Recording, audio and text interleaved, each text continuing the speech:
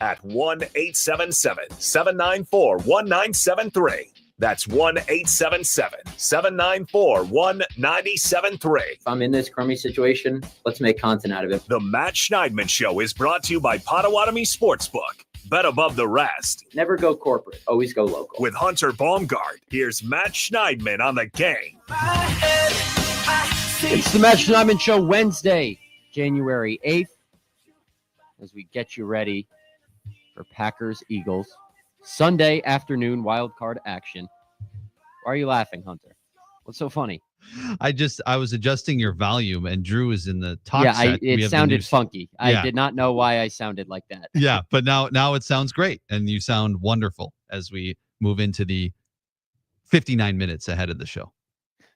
I can't wait. The big news today, coming out of Lambeau Field, that Jordan Love's elbow is still sore. Not great news, not the worst news. Couple guys back at practice, and as we always do during the first injury report of the week, we run through it. There's a long list of guys for both the Packers and the Eagles. Edgerrin Cooper was asked today how his body's feeling. He said nobody's feeling good at this point of the NFL season. And it's true. Let's run through it real quick as we start this Wednesday, January 8th edition of the Matt Schneidman Show before a football feast tomorrow on Calumet Street in Appleton. Yes, sir. Is that how you pronounce it? That's exactly how you pronounce it, as far as I know. And I will be there in person. Yes. Starring Matt Schneidman. I don't know about that. And a full gas tank. Yeah, exactly. Well, yeah. Literally, since that day, I never drive around with a tank that's on empty. It'll wake you up. It'll wake you up. It'll wake you up. Like, woo! All right. Packers-Eagles injury report. 3 people did not participate on the 53-man roster for the Packers. Zane Anderson, still in the concussion protocol. He's not even to the point where he can resume practicing. So that doesn't look promising for Sunday. Christian Watson, with obviously the torn ACL, they just haven't put him on IR yet. That's why he's still listed on the injury report. And then TJ Slayton, their defensive tackle, who was a new injury. We didn't know he got injured in the Bears game. Ankle injury. He was a DNP. The notable guys on the limited list. Javon Bullard, ankle. That's not as notable. He'll play. Edgerrin Cooper, illness/knee. He'll play. Brenton Cox with a foot injury. He did not play last game after suffering that foot injury against the Vikings. He was limited. That's good for the Packers to get him back out there because he's been surprisingly productive in the second half of the season. Andre Dillard, limited with the concussion that he sustained in practice a couple weeks ago. Romeo Doubs, who missed the Bears game with a bad bug. Matt LaFleur said after the game he was in no shape to play. It's part of the reason why Christian Watson played. Romeo Doubs was a full participant in practice today, despite the illness. Doesn't have the illness anymore, obviously, because he was a full participant. Quay Walker, back at practice for the first time since suffering an ankle injury in Week 15 in Seattle. He declined to talk with reporters today, so we don't know exactly how he's feeling. Evan Williams, another big one, back at practice, limited participant with a quad injury that has kept him out since the last practice before, I believe, the Saints game. He got injured in practice on that Saturday before the Monday game. So the last practice of that week preceding their Week 16 game. He was back at practice today. Then Malik Willis limited with the right thumb. We didn't know exactly what his injury was coming out of the game. We saw him shaking that throwing hand, but his injury is to his right thumb. And then the biggest one on the list, Jordan Love, right elbow injury limited participant. Now we have some extremely riveting audio for you from about the first minute of Jordan Love's weekly Wednesday session with reporters. Hunter Baumgardt, take it away. Numbness and getting gone away. Yep. How soon after the game ended? Pretty much by the next day, I was feeling back normal, a little bit less numbing. So your grip on the ball felt fine today. Yeah. Is it the funny bone? I mean, like everybody's had happened. Nothing funny about it. No, definitely not. Very funny Sunday. We'll see. Yeah, I'm hopeful. Hey, Jordan, I didn't hear the first part, but do you have feeling back fully or Yes. close? Yes. So, Jordan, why did they limit you? Just based on my hand, getting back to it. So if the feeling's back, does it still hurt in any way, or how is it affecting you at practice? Yeah, it's more my elbow. More my elbow. Just covering that. Soreness. Yes. Is it hurt when you throw? Like, do you feel it when you're throwing? Yeah. So Christian on. Jordan Love's normally not like that. He's normally gives Yeah. thoughtful, extensive answers. I get why he doesn't want to give away too much or Mhm. talk about his elbow, but we got something out of that. It's less Credit- nummy. I know that. Credit to Dave Schrader for finally getting it out of him that it's his elbow that's still sore. And then I believe Rob Domofsky followed up with, well, does it hurt when you throw? Can you feel it? He said yes. Because even when he was asked, why were you limited? Mhm. He said, just get my hand back. He didn't say anything about the elbow. We got it out of him, though. I understand why the Packers have no incentive to reveal that information, but it is notable. That being said, I fully anticipate Jordan Love to play. After the game, Matt LaFleur said that he expected Jordan Love to play, or he thinks he'd be good to go on Sunday. I forget the exact terminology. And then Jordan Love was asked if he felt comfortable with his chances to play 7 days from then. He said yes.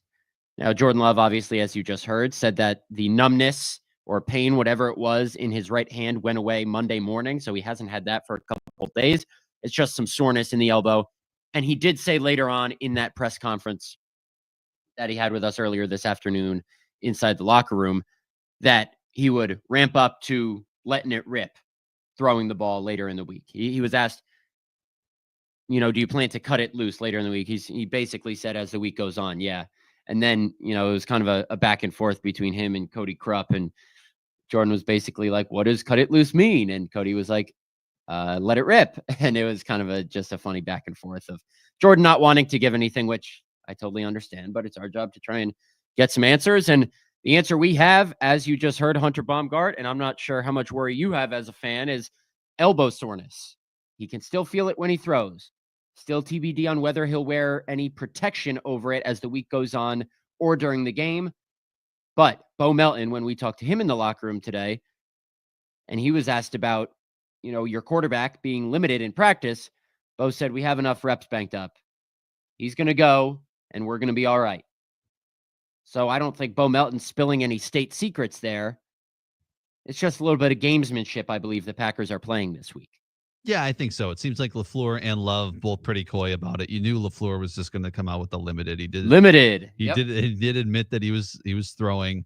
I am concerned though, because when Love has been at his best this year, it's been when he's healthy. When he's been, there's a lot of talk about if Jordan Love's been, a little worse than last year or his play throughout this year. And you can look at the stats and what have you. But there's been a significant amount of games this year, probably about a quarter of the games maybe, where he's been affected by his injuries. Correct. No matter what that has been.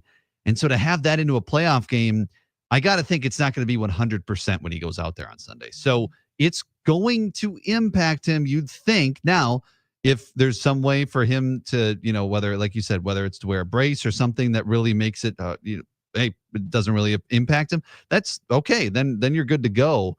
But I just have a feeling that it's going to impact him. And when he's been hurt, that's when I've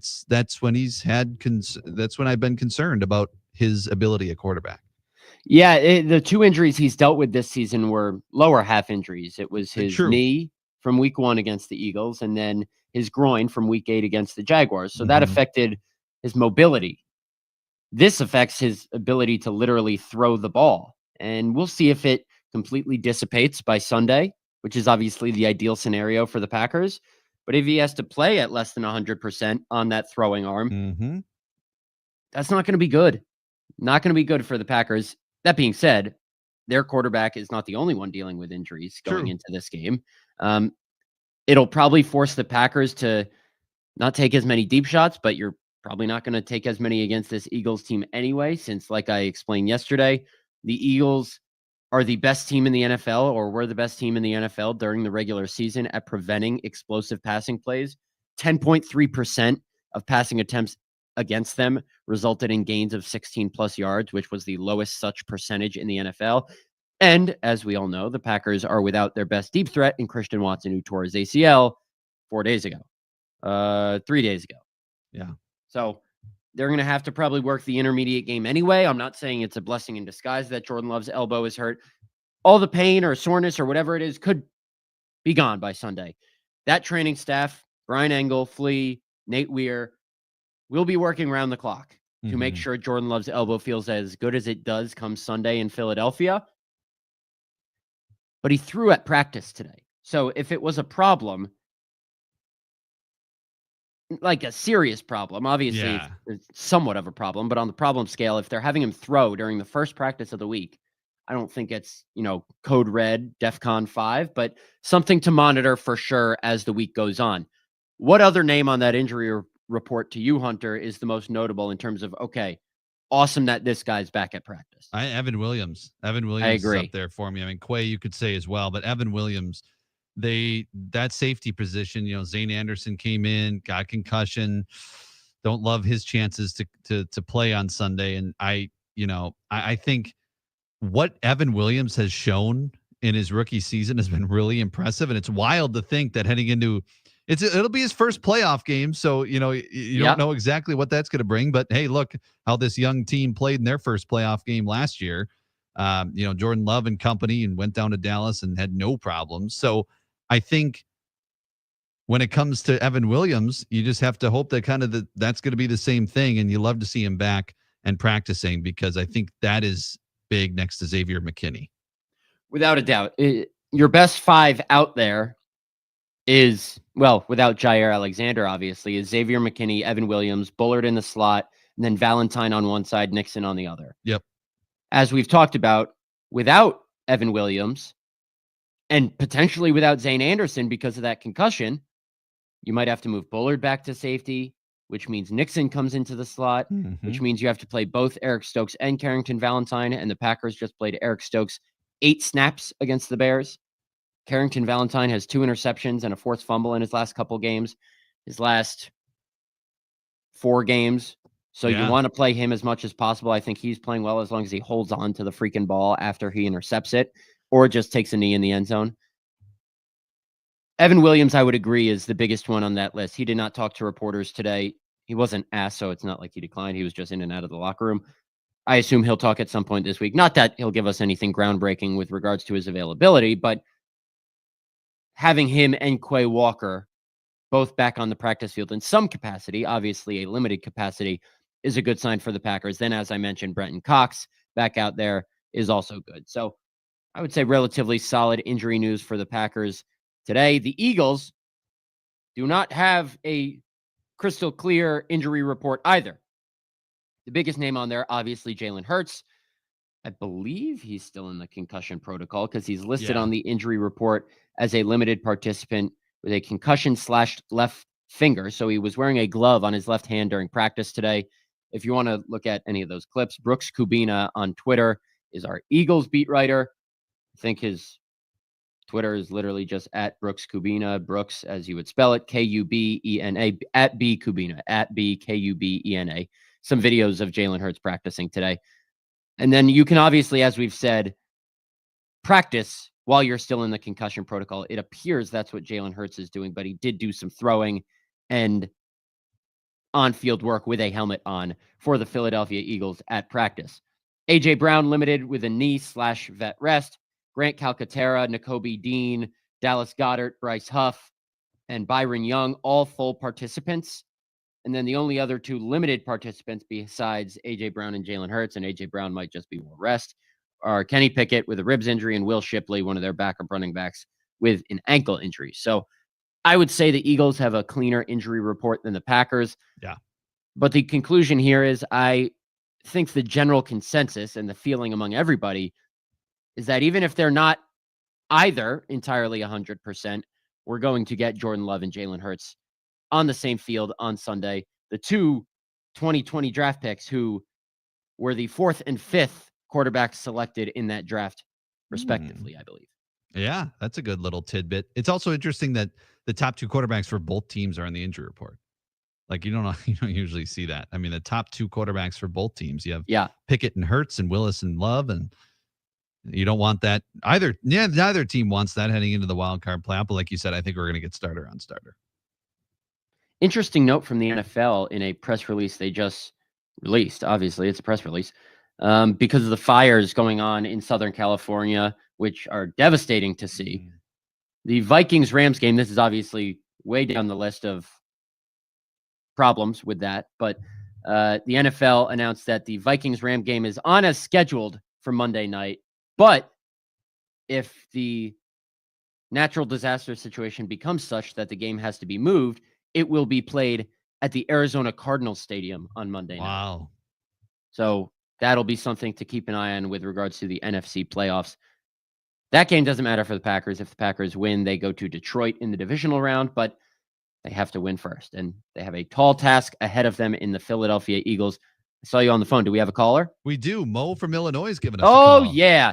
See, Hunter, you have not been part of the show to know that Mo is our longest tenured caller. Hasn't called in a while. I believe he's married now. He's an X-ray guy.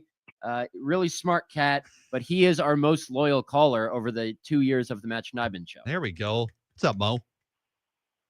What's up, guys? Matt, wow. I don't know if I'm worthy of that introduction as a smart cat. So You're probably not, but I gave it to you anyway.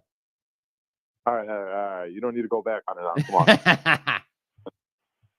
Well, Matt, as much as I love you and I love your analysis, and I do agree with you most of the time, I saw a tweet from you yesterday that I got to say I totally disagree with. And all right, let me hear it. So your stance on Matt LaFleur is quite concerning to me personally. I understand Matt LaFleur is a pretty solid head coach all around, and he has some pretty good play calls, and the scheme is good, yada yada. But at the same time, I don't think you could blame people, including myself, who feels very strong about this, that Matt LaFleur is not a championship caliber head coach, and he will never take us to the promised land. And as a matter of fact, he gets out-coached more than we may see. And depending on who the Bears hire as their head coach, I truly believe that he could be the fourth best head coach in that division. I was at the game Sunday against the Bears, and I will say, in all my years as a Packers fan, I was born in 2001, so it hasn't been that long, but still, in all my years as a Packers fan, I don't know if I've seen such stupid and brainless play calling, clock and management, and just the overall control of the game more than Matt LaFleur failed to do. That was very, very disgusting. And I will say this. Jordan Love, he got what he wanted. He got paid. So now we're starting to see the fundamentals fall off. We're starting to see his mechanics fall off. And I fear, and I know, that the Packers are going to get bounced against the Eagles. I have no hope. I've lost total and complete hope in this team. And It starts with LaFleur and Jordan Love. So please don't blame people who want LaFleur gone, because this will be a storyline for next year as well. I think he's going to be on the hot seat. Okay, well, we appreciate the call, Mo. I am not going to dismiss anybody's feelings. He's referencing a tweet I had this morning in response to a Cheesehead TV article. Cheesehead TV was not suggesting that LaFleur be fired. They just posed the question of, is he on the hot seat, pretty much, or should he be? And here's my thing. There's a difference between deserving to be on the hot seat and being a championship caliber coach. Matt LaFleur is not a championship caliber coach. They have not made the Super Bowl under him. Will he ever win a Super Bowl? I don't know. I think it's fair to say he's not a championship caliber coach right now, strictly because he hasn't won a Super Bowl. And it doesn't look like the Packers have a great shot to do it. Now, can you say he used to be a championship caliber coach? Whatever your definition of that phrase is, have at it. I think you need to win a championship to be considered a championship caliber coach. That's just me. That's different than doesn't deserve to be on the hot seat. Matt LaFleur does not deserve to be on the hot seat. No. Sunday's game is one thing. He mismanaged the clock badly. Some play calls were questionable. You also have to take into account that they had a mid-game quarterback change. I'm not sure if they were throwing everything out there on tape for the Eagles to see, since they knew that was going to be their likely opponent. Sure, you can question the horizontal runs to Jaden Reed and the clock management and whatever. But here's my 2 cents on Matt LaFleur, and I want you to clip this, Hunter. Matt LaFleur is one of the best coaches in the NFL. And I'm not just saying that because I have a podcast with him. I have no problem ripping the guy. His clock management was abysmal on Sunday. He cost the Packers that game more than anybody at the end. It's inexcusable that he's still doing that in a 6th year. And when I say still doing that, I don't mean that it's been some rampant issue. I mean, no clock management issues, especially ones that egregious, should be made in year 6, let alone in year 1. And he had one a couple weeks ago against Seattle. He's just lucky that one didn't come back to bite them. So he's got to get some of that stuff cleaned up and not get so, flustered in these big moments per se. Not that, again, he's had a long history of doing so. Matt LaFleur has helped take the youngest team in the NFL each of the last 2 seasons to the playoffs. What more do you want? It's like, for the people that want him fired, who do you want? Who do you want that's going to be better? The Packers just improved their record by 2 games from last season. They're back in the playoffs for the 2nd year with the youngest team. And don't get me wrong, I've been someone to say if they lose on Sunday, you could argue they've regressed just because they might seem a little bit further away from the top of the NFC. And you could argue they've regressed because they didn't make it as far in the playoffs if they lose on Sunday. But don't get it twisted. Matt LaFleur is a brilliant offensive mind. The Packers just had 5 straight games where they scored 30-plus points. The Packers, do I need to say it again? Made the playoffs 2 years in a row with the youngest team in the NFL. Yes. Brian Gutekunst and Matt LaFleur are very, very good at their jobs. Mm-hmm. I just don't understand. If Matt LaFleur deserved to be on the hot seat, I would say it. I don't care if I have to sit down with him in a couple weeks to do a podcast or after whenever their season ends. It doesn't impact my coverage of him. But to say he deserves to be on the hot seat, quite frankly, to me, is crazy. Now, everyone's allowed to say what they want, but I'm allowed to call it out as asinine or crazy if I feel that's necessary. And right now I do. Everyone's entitled to their opinion. And on Jordan Love, Matt LaFleur was of the opinion, and maybe it's a little bit biased, you can disagree, that from about week 11 until week 15, 16, he was playing the best football of his career. Now, I know he didn't have the gaudy numbers that he had the second half of last season, but as we all know, that's because he wasn't being asked to carry as much weight or do the same things he was last year, because the Packers are more of a run-heavy team. Just because Jordan Love isn't lighting teams on fire doesn't mean he's not playing well. Right. To say he got paid and then mailed it in, he was injured pretty much the first half of the season. He played really well the next couple games, next 6 games. The last 3 games haven't been great. They've been inconsistent. He acknowledged that. He's not going to be a $55 million quarterback every single game. I understand that. Both Matt LaFleur and Jordan Love, in conclusion here, need to be better.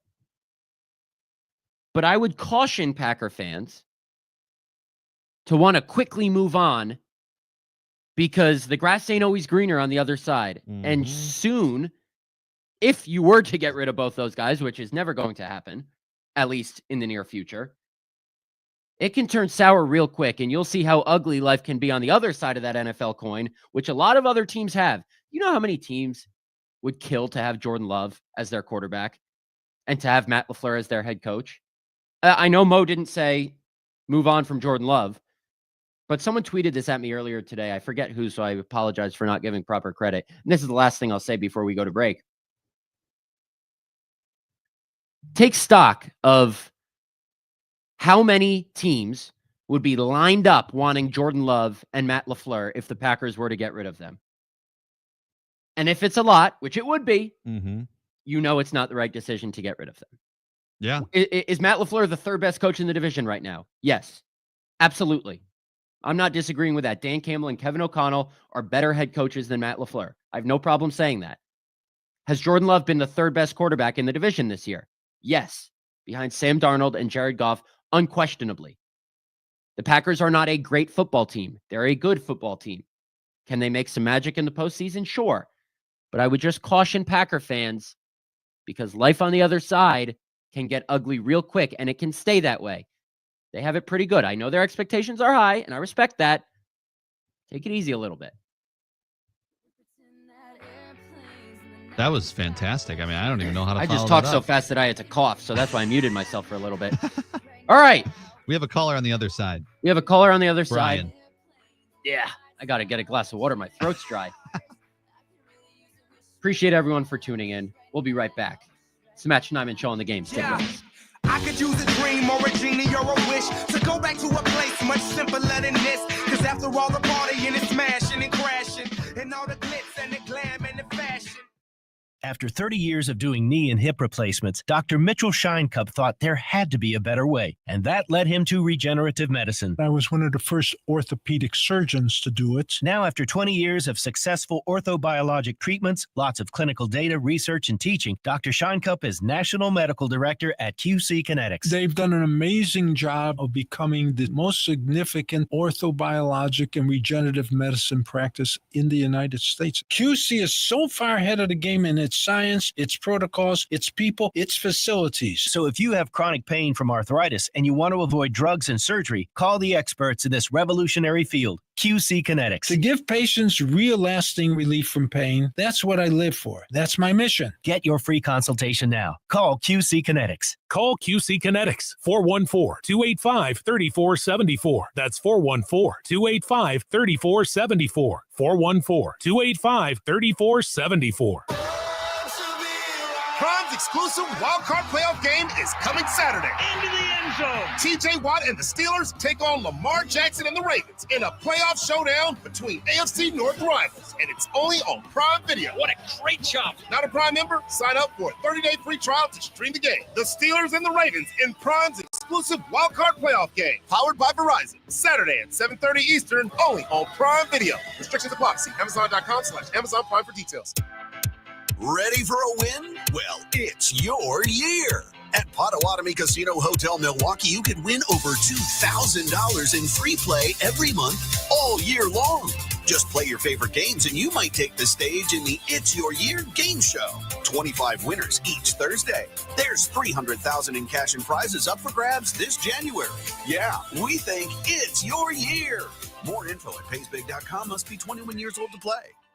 Downy Rinse and Refresh. Break up with stinky clothes. Rinse it out. Every now and then I get a little bit tired of the stinks that just will never come out. Oh, Downy the rinse change. Every now and then I rinse it out. One wash and it delivers. One wash, it smells so clean. Downy Rinse and Refresh, it's a dream. Downy Rinse and Refresh. Fights odor in just one wash. Guaranteed.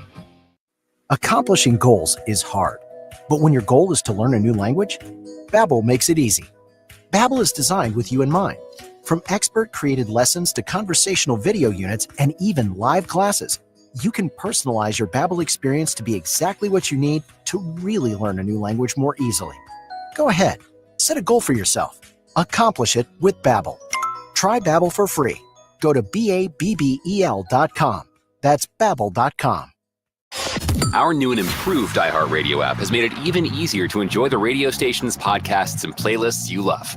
How? Well, we've added everything you love about your car radio into the free iHeartRadio app. With easy-to-use presets, you can now save your favorite stations on the app, just like in your car. And with the all-new live radio dial, it's easier than ever to discover new stations you'll love based on your location or favorite genre. Find out what everyone's talking about and get the new and improved free iHeartRadio app today. iHeartRadio. Milwaukee's FM home for sports. 97.3 The Game.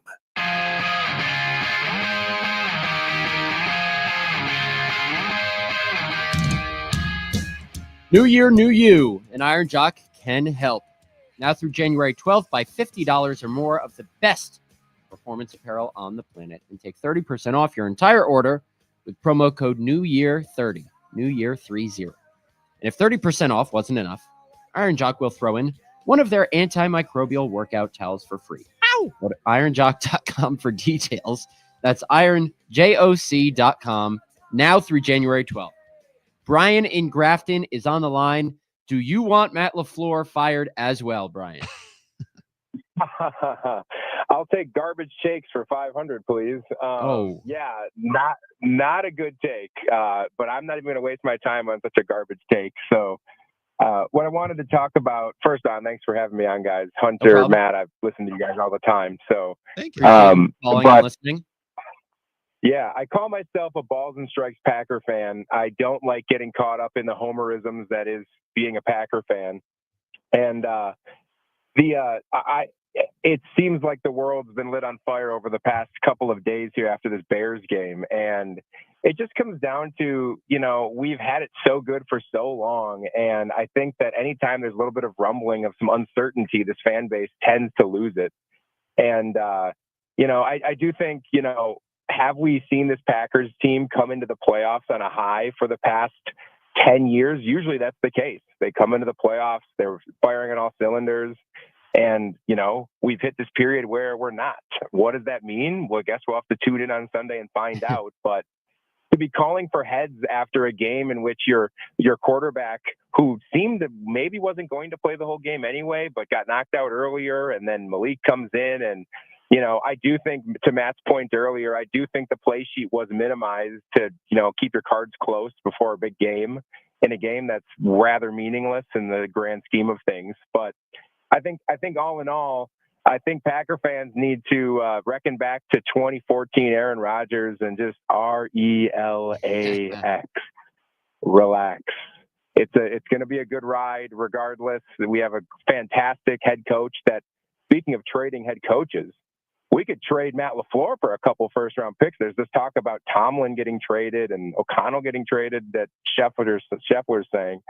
But Schefter, not Scotty Scheffler. You're thinking of the golfer. Yeah, Schefter. Thank you for correcting me. I appreciate it. But yeah, all in all, I just think we'll have to tune in. Do we have the playmakers to make it to the next level? We'll see. But regardless, I enjoyed getting a good laugh about the firing LaFleur take and him being on the hot seat. It really made my week. And thanks a lot. We'll see what happens. And appreciate your time, guys. Thanks, Brian. Appreciate the call. Appreciate you listening. Look, I think it's fine for Packer fans to feel the range of emotions. It's okay for them to be upset and pessimistic about the team going into the playoffs. I understand it. Not to bring it back to myself, but this is called the Matt Schneidman Show. Yeah, it is. I feel that I can relate to Packer fans because I'm a diehard Yankee fan. They're always in the playoffs. They're always there, but they have failed to get over the hump. And this was their first World Series since 2009. But there's still disappointment. You still call for Aaron Boone's head. So I can relate to the pessimistic, spoiled fan. I get that. Being spoiled is not a bad thing. It means your team is very good. But you're allowed to have desires to be more than just very good. Packers haven't been that. They haven't gotten over the hump. They haven't gotten back to a Super Bowl since they were last in one. They haven't won any of the 4 NFC championship games that they've been in since then. So I get where the frustrations lie. And I understand that some of those frustrations can sometimes cloud the judgment. I like what Brian said, that he's an X, or not an X's and O's Packer fan, a balls and strikes Packer fan. He just calls it how he sees it. Mm-hmm. Some Packer fans are balls and strikes Packer fans, but they're like Angel Hernandez. They let it sway a little bit outside the strike zone, and they let their emotions get the best of their judgment. And look, that's part of being a fan. Fans are not supposed to be reasonable 100% of the time. So I have no problem taking calls that say fire LaFleur. Mm-hmm. It's my job, as what I hope everyone sees me as, an objective reporter, to provide some context, an opinion, some facts to back up why I feel a certain way. And at the end of the day, we're just all sharing our opinions. It's not personal. Should Matt LaFleur be fired? No. Are the Packers a very good football team or a great football team this year? No. But they have a chance to prove people wrong and go on a run. They're also, like Brian said, not coming into the playoffs on a hot streak. That'll be interesting to see if they can just flip the switch. Xavier McKinney said after the game, we don't got no choice but to flip the switch now. Last year, they could just ride that momentum wave into the playoffs. They don't have a momentum wave this year. Can they regroup in the locker room this week, flip that switch on, and go out there and beat Philadelphia? I don't think so. But I've been wrong before. I'll be wrong again. Maybe I'll be wrong on Sunday, Hunter Baumgardt. Unnamed in the 509 saying, if LaFleur's in the hot seat, what about Shanahan in San Francisco? He's never won and took a lot of heat as to how he handled OT in the Super Bowl. That's the thing. Like, all right, let's go through every NFL team and say who is undoubtedly a better coach than Matt LaFleur. Yeah. I'm pulling up the NFL standings. I will do the tallies. I will count. And this is all subjective. Oh, People yeah. can think differently. Sure. What exactly goes into being a good coach? Yeah. Maybe just public perception of these guys is going to view my perception. I really need to look into every roster to give an accurate representation. But the point is, it's a ballpark estimate exercise to see, okay, who is undoubtedly a better head coach. Yep. Sean McDermott, I would say, is around the same vicinity as him. Yeah. Mike McDaniel, not as good of a coach. No. Robert Saleh, Jeff Ulbrich. No. No. The Patriots don't have a coach. So no. John Harbaugh, I think you can say is a better coach. Yeah. You can say is a better coach than Matt LaFleur. Sure. Mike Tomlin, I don't think you can say he's a better coach. The results don't back it up. Zach Taylor, I don't think you can say it, although their problems have been on defense, and they did make it to a Super Bowl. Mm-hmm. So we can put him in a similar category. Kevin Stefanski has won 2 Coach of the Years, so he can be in that category, even though they went 3-14. Yeah. So far, we're only at John Harbaugh as clearly better. Yep. DeMeco Ryans. He obviously really improved that team. Won Coach of the Year. No, Kevin Stefanski won Coach of the Year last year for making it to the playoffs with Flacco. I think in order to put DeMeco Ryans ahead of Matt LaFleur, he needs to do it for a longer period of time. We can put him in that same general cloud. Mm-hmm. Shane Steichen, see ya. No. Jaguars don't have a coach. Brian Callahan, no. No. Andy Reid, undoubtedly better. Yep. So Andy Reid and John Harbaugh right now. Jim Harbaugh, really good this year. Yeah. But I don't think we can say he's unequivocally better in the NFL right now. Correct. Sean Payton, probably in the same stratosphere, maybe a little bit better, but I think we can say in the same stratosphere. Just because of longevity. Raiders don't have a coach. Nick Sirianni, I think we can say is better just because of their track record of success in recent years. Dan Quinn, really good job this year. I would say he's in a similar stratosphere. Let's see if he can continue that improvement into next year. Mike McCarthy, I think, is in a similar stratosphere. Yeah. Brian Daboll, no. No. Dan Campbell, better. Yep. Kevin O'Connell, better. Yeah. Bears don't have a coach. So right now we're at unequivocally better. I would say 5 coaches. Andy Reid, John Harbaugh, Nick Sirianni, Dan Campbell, Kevin O'Connell. Now we go to the NFC South. Todd Bowles, Raheem Morris, Dave Canales, and nobody for the Saints. Nobody in that division is better. Unequivocally better. Todd Bowles, very good at what he does. Sean McVay, Matt LaFleur is 5-0 against him. Mike McDonald with the Seahawks, can't say he's better. Kyle Shanahan, I think you can say he's been better. Is he still better? I don't know. He's obviously gotten the best of Matt LaFleur in the playoffs, so for that reason, I'm willing to put him a little bit ahead of Matt LaFleur, but this year obviously takes him down a peg. And then Jonathan Gannon, no. So 5.5 coaches. Harbaugh, Reid, Campbell, O'Connell, Sirianni, and half of Kyle Shanahan. You can even put a full Kyle Shanahan because of the playoff success. So Matt LaFleur, you could argue very much so that he's a top 7, or if you want to throw a couple other of those guys in there, maybe a Dan Quinn, maybe a Todd Bowles, maybe a Sean Payton or DeMeco Ryans or a Sean McDermott. Matt LaFleur is realistically and reasonably a top 10 head coach in the NFL. You don't fire or put on the hot seat a top 10 head coach in the NFL. Right. You just don't. No, I don't know. I hesitate to put Dan Campbell and Kevin O'Connell ahead. Interesting. Why is that? I don't hesitate. I put both of them ahead of them, but I'm interested to hear what you have to say. They've been there for what, a couple of years? I mean, look at LaFleur's, first 3 seasons, 13 wins. Dan Campbell, obviously, you could say talent, and I know talent has a lot to do with it. Matt LaFleur came in with Aaron Rodgers, an MVP season. I get all that, but especially Kevin O'Connell, he's a really good coach. And I think he's going to have a lot of success, but he's very much at the start of it. Matt LaFleur didn't he win 13 games in the first 3 seasons, right? So Kevin O'Connell has won 13 in 2. But he had Aaron Rodgers. Matt LaFleur had nothing to do with that, remember? That's true. So it's just I think the longevity of Matt LaFleur going back to when he was hired to start the 2019 season compared to where Dan Campbell, was he hired into the 21 season? I think so, because that was the year they went like 3-13-1, I think. So I think this is Dan Campbell's 4th year as head coach. Yeah, I and I get it. Dan Campbell's a really good coach. Kevin O'Connell's a really good coach. I just don't know how much ahead of Matt LaFleur they are. I don't necessarily think that they are way ahead, light years ahead. But are they one little, like a tier ahead? Probably. I would say Matt LaFleur is probably in the second tier of coaches in the NFL. I would agree. I would say that top tier is Harbaugh, Reed, O'Connell, Campbell. Yeah. And Sirianni.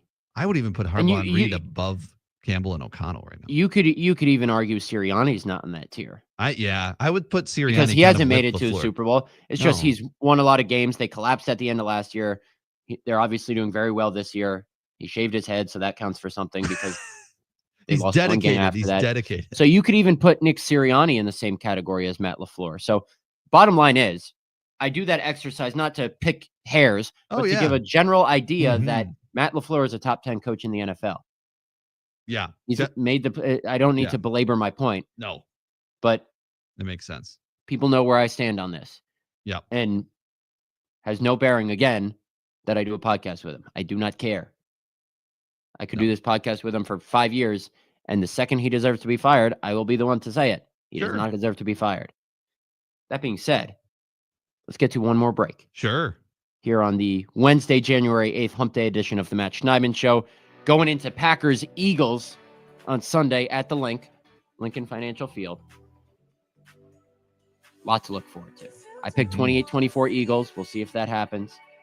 On the other side of the break, we'll maybe get to some more text callers, dive deeper into the matchup ahead of tomorrow's football feast. Stick with us. It's the Matt Schneidman Show right here on the game. Change me, baby, but look at where I ended up. I'm all good already. From the Lynch Buick GMC of West Bend Total Traffic Center, 94 eastbound out at Highway G, got a stall block in the right shoulder. And then after that, delays from Hawley over to 27th. Moreland to the Marquette will take you 11 minutes. If you see any issues, call the Total Traffic Tip Line at 414-944-5111. I'm Kevin Henry. This report is sponsored by Lowe's. Lowe's knows it's easier to make the right calls when you have the right team. Download the Lowe's app to get their home improvement playbook in your hands so you can get their team's expertise anytime.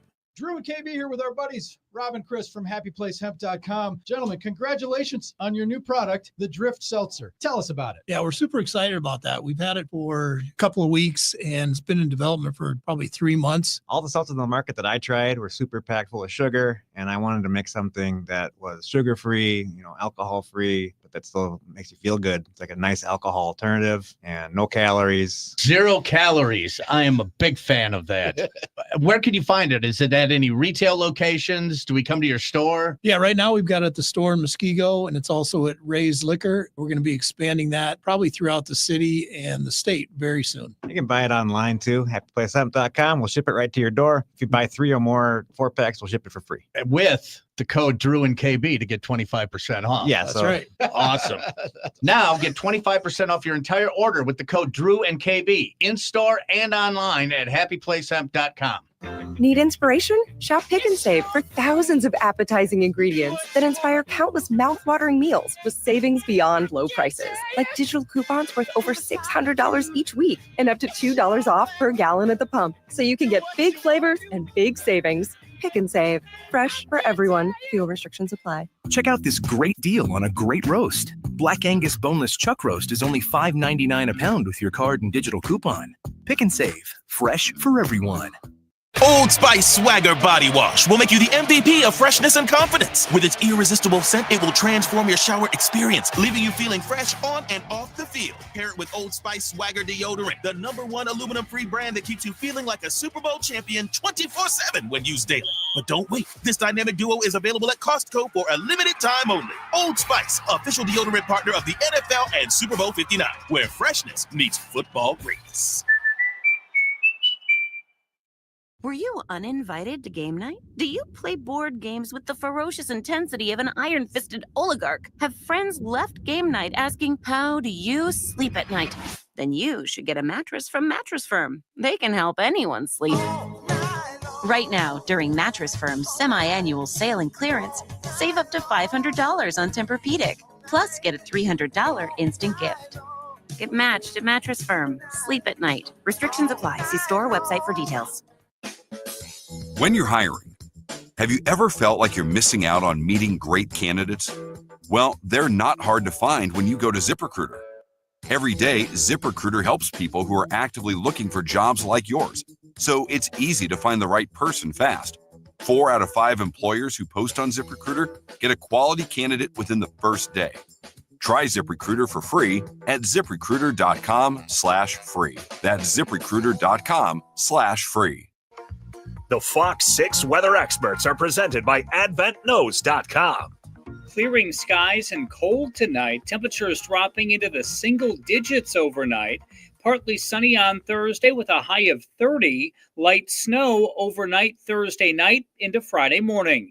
I'm Fox 6 Chief Meteorologist Tom Walks. This report is sponsored by Lowe's. Lowe's knows it's easier to make the right calls when you have the right team. Download the Lowe's app to get their home improvement playbook in your hands so you can get their team's expertise anytime. Download the free iHeartRadio app for all your music, radio, and podcasts. iHeartRadio is the easy-to-use app for music and radio. Download the free iHeartRadio app today. 97.3 The Game.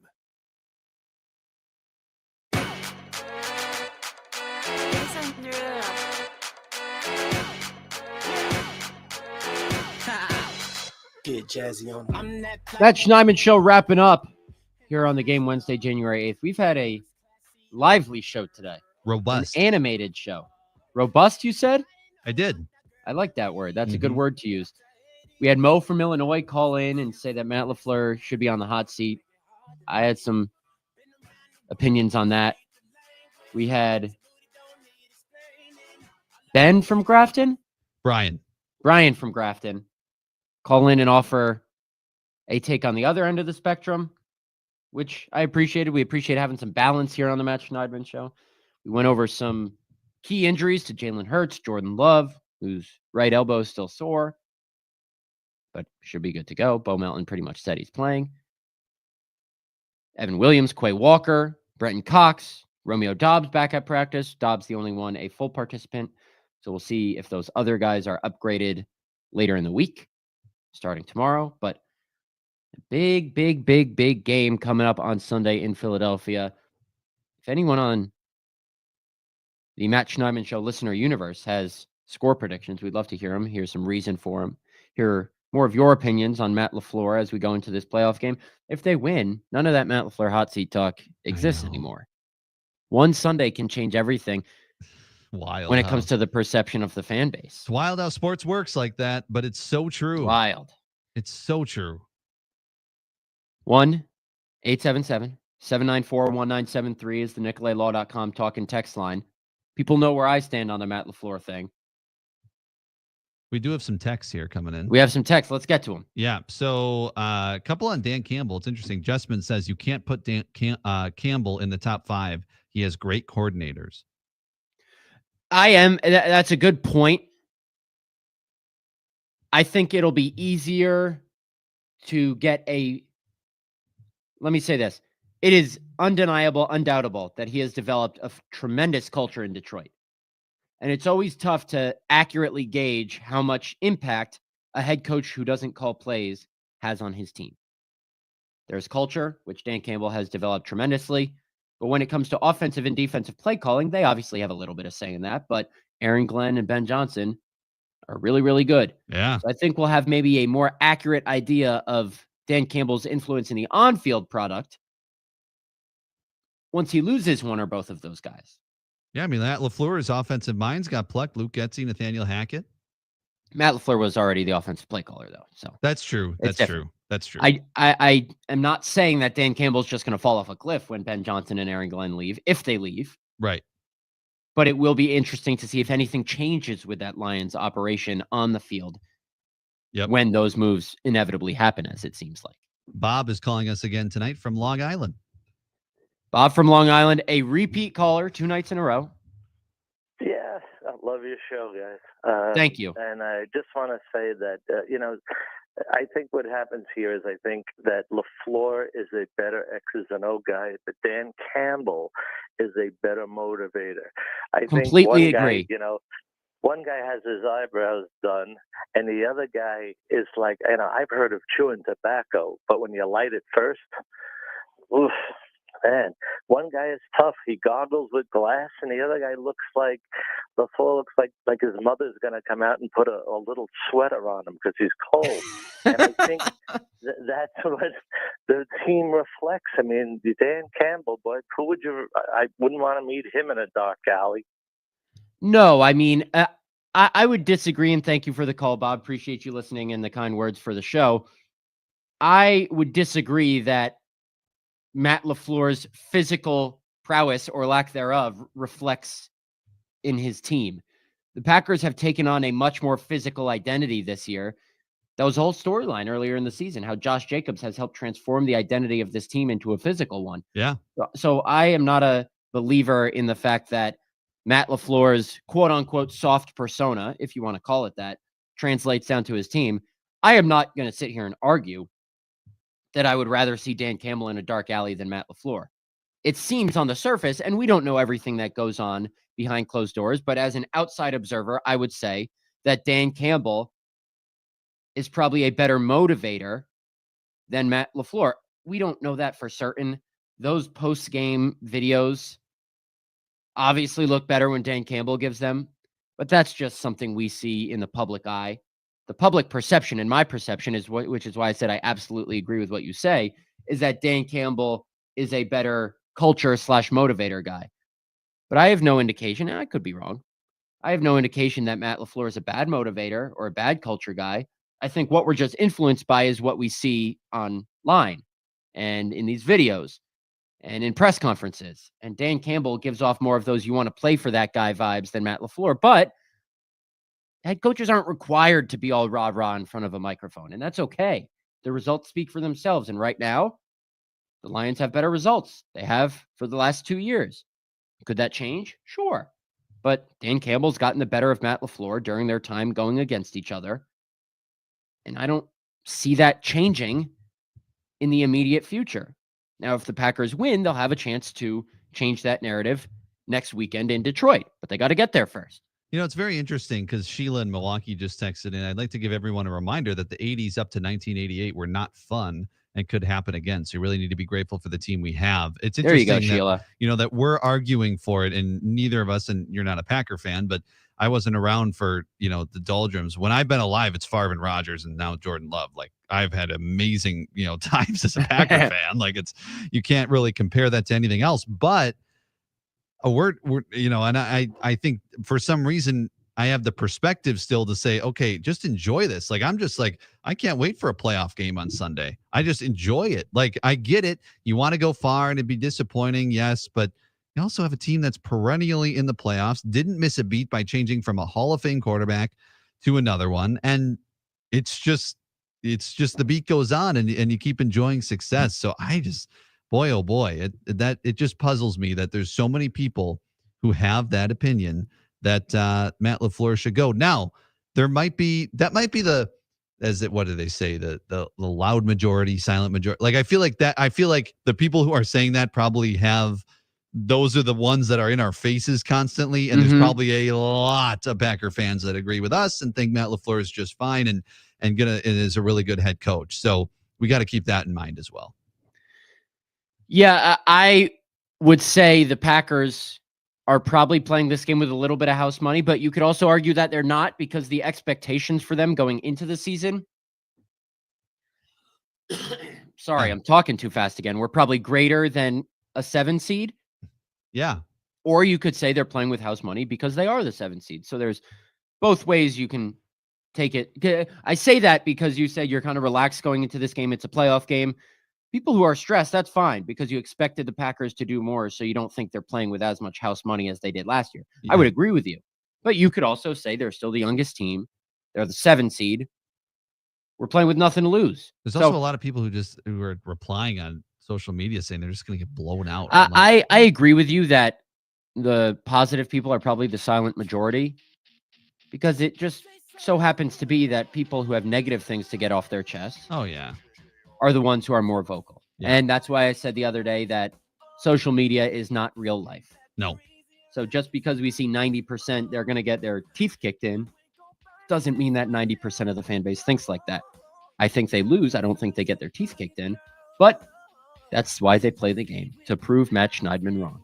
What I'm not wrong about is that the football feast will be on Calumet Street at Buffalo Wild Wings in Appleton tomorrow. Come out and see Hunter and I. Until then, he's Hunter. I'm Matt. Appreciate everybody for listening. Going down.